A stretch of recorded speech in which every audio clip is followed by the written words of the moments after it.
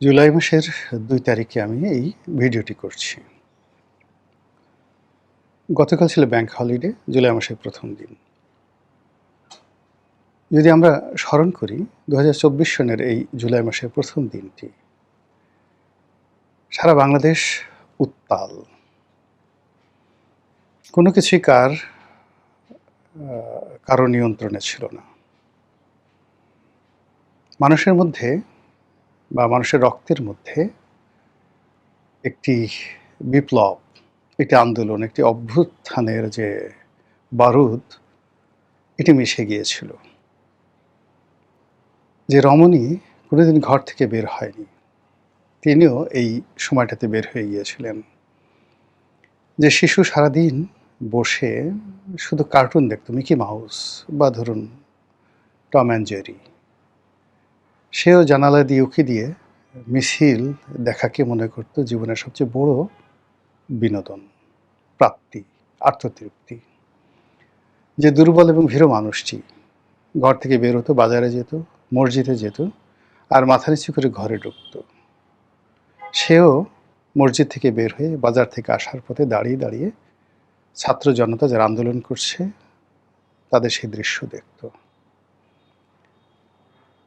জুলাইয়ের পরে কি হবে, শেখ হাসিনার পতনের পরে কি হবে, সারা বাংলাদেশ কোথায় কিভাবে যাবে, আমরা কেউ কল্পনা করিনি। আমরা শুধু চেয়েছি শেখ হাসিনার পতন হোক। ঠিক এরকম একটা প্রেক্ষাপটে জুলাই গেল, আগস্টের ৫ তারিখে আমরা একটা নতুন পরিবেশ পেলাম, নতুন পরিস্থিতি পেলাম। আমাদের অনেকের জন্য আনন্দ, কিন্তু বাংলাদেশের ৬ কোটি মানুষ যারা আওয়ামী লীগের সঙ্গে জড়িত ছিল সরাসরি, তাদের জীবনে রীতিমতো বীভৎস কালো রাত্রি চলে এলো। যেভাবে পাকিস্তান হানাদার বাহিনী ১৯৭১ সনের ২৫শে মার্চ তারিখে সমস্ত বাঙালির জীবনে এক দুর্বিষহ, ৭.৫ কোটি বাঙালির জীবনে এক দুর্বিষহ দুঃস্বপ্ন তৈরি করে ফেলেছিল, ঠিক একইভাবে জুলাই আন্দোলন পজিটিভ অর্থে সারা বাংলাদেশের মানুষকে যেভাবে মুক্তির স্বাদ দিয়েছে, একইভাবে আওয়ামী লীগ, যুবলীগ, ছাত্রলীগ থেকে শুরু করে আওয়ামী লীগের যে পরিজন যারা আছেন, যাদের সংখ্যা প্রায় ৬ কোটি, তাদের জীবনে রোজ কেয়ামত নেমে এসেছিল।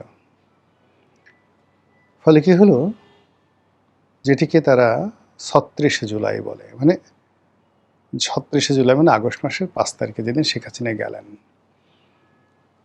সেটিকে সবাই উদযাপন করেছে, সীমাহীন উদযাপন। মানে ৫ তারিখে ঢাকার যে উচ্ছ্বাস, আমি ১৯৭১ সন দেখিনি, কিন্তু আমি ৯০ দেখেছি, এরশাদের পতন দেখেছি। কিন্তু জুলাইতে শেখ হাসিনার পতনের পর যে পুরো ঢাকা শহর যে উন্মাদনা ছিল, যে আনন্দ ছিল, যে ফুর্তি ছিল, মনে হলো এত বড় চাঁদ আর মহাকাশে কখনো ওঠেনি, আর এত বড় আনন্দ, এত বড় ঈদ বাঙালির জীবনে আসেনি। কিন্তু এই ঘটনা ৪৮ ঘন্টার মধ্যে যখন মব তৈরি হলো, সারা বাংলাদেশ একটার পর একটা চাঞ্চল্যকর ঘটনা শুরু হয়ে গেল, এবং বিভিন্ন জায়গাতে গনিমতের মাল সংগ্রহ করার জন্য যেভাবে জুলুম অত্যাচার ছিল, মুহূর্তের মধ্যে যারা মানবতাবাদী, যাদের মনের মধ্যে একটু মানবতার জায়গা আছে, প্রায় সবাই হাহাকার করে উঠল যে এ কী হলো, এ কী হলো।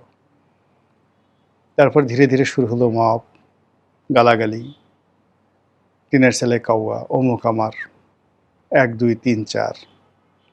এই ১ ২ ৩ ৪ অমুকের অমুক মারতে মারতে সেই বুড়া নাই, গুঁড়ো নাই, নারী নাই, পুরুষ নাই। প্রথমে মুখে মারা শুরু করলো, আর এখন এই ২ বছরের মাথায় বলাৎকার, ধর্ষণ, এমন নির্মম অবস্থায় পৌঁছে গেছে যে মানে মাদ্রাসাগুলোতে রীতিমতো এখন কান্নার রোল পড়ে গেছে, সেটা নারীদের মাদ্রাসা হোক কিংবা পুরুষদের বা ছেলেদের মাদ্রাসা হোক।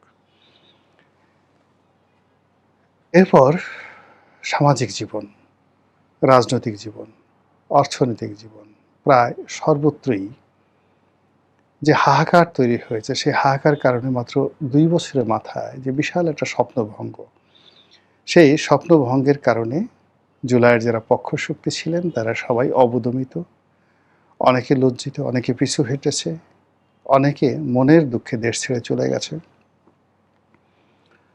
অনেকে পরিবর্তিত পরিস্থিতিতে যে স্বপ্ন দেখেছিল সেই স্বপ্ন বাস্তবায়িত না হওয়ার কারণে যা কিছু শেষ সম্বল ছিল সেটাও শেষ হয়ে গেছে। আর জুলাই মাসে যাদের পতন হয়েছিল, জুলাই বিপ্লবে যাদের পতন হয়েছিল, ৩৬শে জুলাইতে যারা এই বাংলাদেশ থেকে চলে গিয়েছিল, তারা ধীরে ধীরে ধীরে ধীরে জনসম্মুখে চলে এসেছে।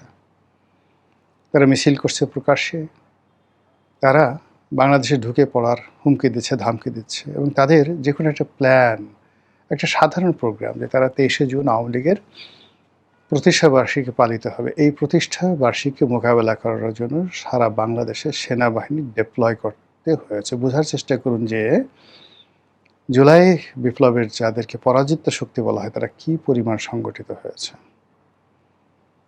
এখন শেখ হাসিনার বক্তব্য যেভাবে গুরুত্বপূর্ণ, অন্য যে কোনো আওয়ামী লীগ নেতা দেশের ভিতর থেকে বলুক, বাইরে থেকে বলুক, একইভাবে সেটা গুরুত্বপূর্ণ। এবং একই সঙ্গে যা হচ্ছে বাংলাদেশে, এই বাংলায় যা কিছু হচ্ছে, তাতে করে সবার নাক, কান, ৫টি ইন্দ্রিয় তারা খোলা রেখেছে আওয়ামী লীগ কী করে, আওয়ামী লীগ কখন আসবে, আওয়ামী লীগ আসলে কী করতে চায়।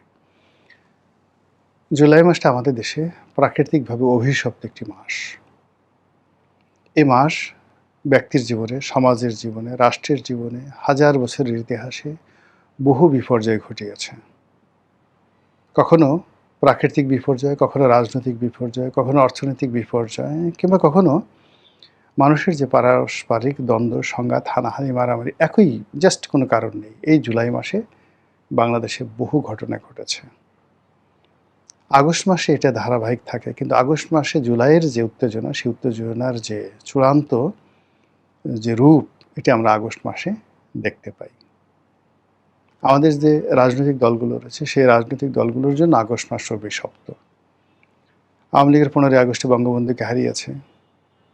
21শে আগস্টের গ্রেনেড হামলায় আওয়ামী লীগের যে ক্ষতি হয়েছে, দেশের রাজনীতির যে ভিত্তিগুলো, মৌল ভিত্তিগুলো নষ্ট হয়ে গেছে, এবং শেখ হাসিনা যেভাবে এর দ্বারা তাকে পৃথিবী থেকে সরিয়ে দেওয়ার যে চক্রান্ত করা হয়েছিল কিয়ামত পর্যন্ত, শেখ হাসিনার বংশধর, তার শুভানুধ্যায়ী কেউ 21শে আগস্টের গ্রেনেড হামলাকে ভুলতে পারবে না। যারা এই হামলা করেছে তাদেরকে স্বয়ং আল্লাহও যদি বলেন, আওয়ামী লীগের লোকজন ক্ষমা করবে না। আওয়ামী লীগ কিয়ামত পর্যন্ত খুঁজতে থাকবে কে 21শে আগস্টের গ্রেনেড হামলা চালিয়েছে, তাকে ধরো, তাকে মারো, প্রতিশোধ নাও। এরকম একটা অবস্থা, জিঘাংসা তৈরি হয়ে গেছে আগস্ট মাসের 17 তারিখে। এই আগস্ট মাসের 21 তারিখে আওয়ামী লীগের জন্য, আবার এই আগস্ট মাসের 17 তারিখে 2005 সনে, পরপর 2004 সনে হলো 21শে আগস্টের গ্রেনেড হামলা, আর 2005 সনে 17ই আগস্ট সারা বাংলাদেশে একযোগে একই সঙ্গে জঙ্গিরা সমস্ত কোর্ট কাছারিগুলোতে, প্রত্যেকটা জেলার শহরের ডিস্ট্রিক্ট জজ আদালতে তারা বোমা হামলা চালালো, এবং সেই বোমা হামলায় একজন জজ মারা গেলেন। বহু ক্ষয়ক্ষতি হলো সারা পৃথিবীতে। বাংলাদেশের যে জঙ্গিবাদ, বাংলা ভাই, আব্দুর রহমান থেকে শুরু করে জামাত, এদের সবার বিরুদ্ধে একটা জনমত তৈরি হয়ে গেল সারা পৃথিবীতে। মার্কিন স্টেট ডিপার্টমেন্ট থেকে শুরু করে সব জায়গাতে এই জঙ্গিদের মদতদাতা হিসেবে বিএনপিকে ব্ল্যাকলিস্ট করা হলো, এবং বিএনপির শীর্ষ নেতৃত্ব যারা ছিলেন সবাই আমেরিকার খাতায় একজন দাগী মানুষ হিসেবে, কলঙ্কিত মানুষ হিসেবে সেখানে তাদেরকে লেখা হলো। এই গেল সেই অবস্থা। তো সেই যে ধারাবাহিকতা, সেই ধারাবাহিকতা বছর গেলে, যখনই জুলাই আসে, যখনই আগস্ট আসে, সেই গত 17 বছর কিন্তু আওয়ামী লীগ কেঁদেছে। আর সেই কান্নাটি আবার 2024 সালের আগস্ট মাসের 5 তারিখে তাদেরকে একেবারে মাটির সঙ্গে মিশিয়ে দিয়েছে। এখন প্রশ্ন হলো যে এত বড় একটা বিপ্লব, এত বড় একটা অন্যায়, এত সুদীর্ঘকালের শাসন, যেটিকে এখন ফ্যাসিবাদী শাসন বলা হচ্ছে, এরপরে আওয়ামী লীগের তো অস্তিত্ব থাকার কথা নয়, আওয়ামী লীগের নাম নেওয়ার মতো কিন্তু মানুষ বাংলাদেশে থাকার কথা নয়, কিন্তু কেন আবার আওয়ামী লীগ তার স্বরূপে ফিরে আসার চেষ্টা করছে? কেন আওয়ামী লীগ ভয় দেখাচ্ছে? কেন আওয়ামী লীগকে আমরা ভয় পাচ্ছি? কেন আওয়ামী লীগ নিয়ে আলোচনা করছি? কেন কেন কেন? পাগলের মতো শুধু এই প্রশ্নগুলো। আমাদের যেভাবে প্রশ্ন আছে, দ্বিতীয় যে স্তর সেটি হলো আওয়ামী লীগ কি এই জুলাই আগস্ট মাসে বসে থাকবে? হয়তো বসে থাকবে, হয়তো নাকে তেল দিয়ে ঘুমাবে, হয়তো যে যার অবস্থানে থেকে পোলাও কুরমা কালিয়া কোপ্তা খাবে, কেউ হয়তো আহাজারি করবে, ডাজ নট ম্যাটার, আমরা কিচ্ছু জানি। কিন্তু আমাদের আতঙ্ক যে সুসংগঠিত আওয়ামী লীগ তার রাজনৈতিক ক্ষমতা, তার শক্তি, তার অর্থ, তার বিত্ত এবং সর্বোপরি ভারতের ইসরায়েলের মোসাদ, সিআইএ এবং তাদের অন্য যে সকল সাহায্যকারী শক্তি রয়েছে, অক্সিলারি ফোর্স রয়েছে, তাদের মাধ্যমে বাংলাদেশে নাশকতা চালানোর চেষ্টা করবে, সরকারকে ভয় দেখানোর চেষ্টা করবে, আওয়ামী লীগের আধিপত্য বিস্তার করার চেষ্টা করবে এবং যে কোনো একটা কর্ম ঘটিয়ে তারা সরকারকে বিশ্ববাসীর কাছে বিব্রত করবে। এখন বাংলাদেশে যা কিছু হচ্ছে নেতিবাচক প্রায় সব কিছুর জন্যই সকল পক্ষ আওয়ামী লীগকে দায়ী করছে। সাদা পতাকা সারা বাংলাদেশে টানানো হচ্ছে, সবাই বলছে এটা রয়ের একটা মাস্টার প্ল্যান। এটা আওয়ামী লীগ এই কাজগুলো করছে মূলত ধর্মকে ব্যবহার করে জামাতকে এবং অন্যান্য ইসলামী যে দলগুলো আছে তাদেরকে পশ্চিমের কাছে হেয় করার জন্য।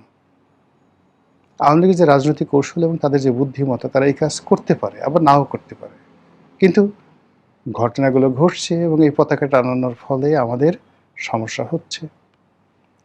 এরপর শেখ হাসিনা আসবে কি আসবেন না উই ডোন্ট নো, কিন্তু সে যেভাবে লিখিতভাবে বিশ্বের সমস্ত পত্রপত্রিকাকে লিখেছে বা জানিয়েছে যে 2026 সনের মধ্যেই সে বাংলাদেশে আসবে, তার মাথার উপর মৃত্যুদণ্ডের রায়, তাকে আসলেই জেলে যেতে হবে এবং সে যদি পুরো পরিস্থিতি রাজনৈতিকভাবে মোকাবেলা করতে না পারে তাকে কাদের মোল্লাকে যেভাবে ফাঁসিতে সে টানিয়েছে, যেভাবে মীর কাসিমকে টানিয়েছে, বাংলাদেশের একজন মহিলা প্রধানমন্ত্রী, তাকে প্রথম ফাঁসির কাস্টে চলতে হবে। এটি লিখিত আছে, 100% গ্যারান্টি দেওয়া যাবে না যে এখান থেকে 1% গ্যারান্টি দেওয়া যাবে না তিনি রক্ষা পাবেন, কিন্তু 100% গ্যারান্টি দেওয়া যাবে যে তিনি বাংলাদেশে আসলে এরকম একটা জালের মধ্যে পড়বেন। সেই ঝুঁকি তিনি জানেন, তারপর তিনি আসতে চাচ্ছেন। তার মরণের কেন এত স্বাদ, কেন ফাঁসিতে ঝুলার তার এত আগ্রহ? তিনি কি ক্ষুদিরাম হতে চাচ্ছেন, নাকি মাস্টারদার সূর্য সেন হতে চাচ্ছেন, নাকি ইতিহাসে সে সকল ঘৃণিত ব্যক্তি হতে চাচ্ছেন যাদেরকে ফাঁসিতে টানিয়ে মেরে পুরো জাতি উল্লাস করেছিল? তিনি যেহেতু সালাউদ্দিন কাদের চৌধুরীকে ফাঁসি দিয়েছেন, দেলোয়ার হোসেন সাঈদীর মতো বাংলাদেশের সবচেয়ে জনপ্রিয় ব্যক্তিত্ব জেলখানায় তার জমানাতে ঢুকে ঢুকে পড়েছেন, তিনি বাংলাদেশে তারই সমপর্যায়ের প্রধানমন্ত্রী খালেদা জিয়াকে চ্যাং দোলা করে নিয়ে জেলখানাতে আটকে রেখেছেন এবং শেষ পর্যন্ত তাকে তিনি আবার নিজে দয়া করে মুক্তি দিয়ে তাকে তুচ্ছ তাচ্ছিল্য করেছে যে আমার দয়ায় মুক্তি পেয়েছে। তো সেই তিনি বাংলাদেশে আসছেন, বুঝে আসছেন অবশ্যই, না বুঝে আসার কোনো কারণ নেই। তিনি আসছেন প্রতিপক্ষকে শায়েস্তা করার জন্য, অথবা প্রকৃতির ডাকে সাড়া দিয়ে পিপীলিকার পাখা হয় মরিবার তরে, বা সেদিন যখন খুব জ্যোৎস্না ছিল সকলে সকল রকম চিন্তা করিল কিন্তু গণেশের স্বাদ জাগিল, এরকম জ্যোৎস্না যদি সে আর জীবনে না পায় এই জন্য এই জ্যোৎস্না দেখে সে মরে যেতে চাইল। এরকম অনেক জ্যোৎস্না নিয়ে বহু মানুষের মৃত্যুর স্বাদ জেগেছে, অতি আনন্দে মানুষ মরতে চায়। তো শেখ হাসিনা কি সেইভাবে মরতে চাচ্ছে?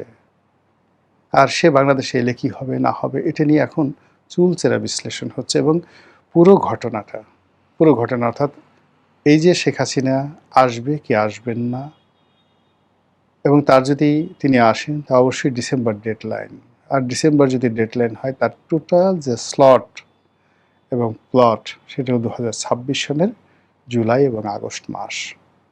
ফলে এই জুলাই এবং আগস্ট মাস আওয়ামী লীগ যে কী করবে, তাদের সঙ্গে মিশে, দিল্লি মিশে, অন্যান্য দেশি বিদেশি চক্র, দেশের মধ্যে তাদের প্রচুর চক্র রয়েছে, তারা সবাই মিলে আসলে যে কী করবে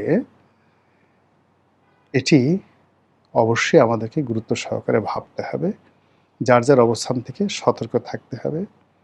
এর কারণ হলো পুরো সমাজ ট্রাম্বলিং ইন ফিয়ার, ভয়ে কাঁপছে, অস্থিরতা, অনিশ্চয়তা। এই অস্থিরতা এবং অনিশ্চয়তায় সারা দেশে তোলপাড় চলছে। কাজেই anything might happen at any time.